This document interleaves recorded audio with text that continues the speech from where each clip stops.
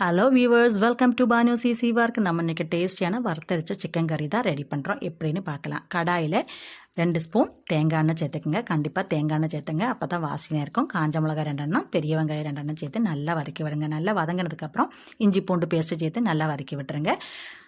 2 தக்காளியும் சேர்த்துக்கங்க. கொஞ்சமாக கருவேப்பிலையும் சேர்த்துக்கங்க. இதெல்லாம் தான் அந்த தடவை வாசனையாக டேஸ்ட்டாக இருக்கும். அதுக்கப்புறம் 1/2 கிலோ சிக்கனை சேர்த்துக்கலாம். இதுக்கு தேவையான அளவுக்கு மஞ்சத்தூளும் உப்பும் சேர்த்து நல்லா மிக்ஸ் பண்ணி விட்டுருங்க. கொஞ்சமாக தண்ணி சேர்த்தனா போதும். சேர்த்து நல்லா மிக்ஸ் பண்ணி ஒரு மூடி போட்டு ஒரு 10 நிமிஷம் வேக விட்டுருங்க. இது வேகிற டைமில் நமக்கு வறுத்தரைச்சிக்கலாம். 1 கப்பு தேங்காய், கொஞ்சமாக மல்லித்தூள், கொஞ்சமாக மிளகாத்தூள், கொஞ்சம் சிக்கன் மசாலா சேர்த்து நல்லா வறுத்தெடுத்துருங்க. இது அதிகம் தண்ணி சேர்க்காம நல்லா ஃபைன் பேஸ்ட்டாக அரைச்செடுத்து இந்த வேக வச்ச சிக்கனில் சேர்த்துக்கலாம். கொஞ்சமாக தண்ணி சேர்த்து நல்லா மிக்ஸ் பண்ணிடுங்க.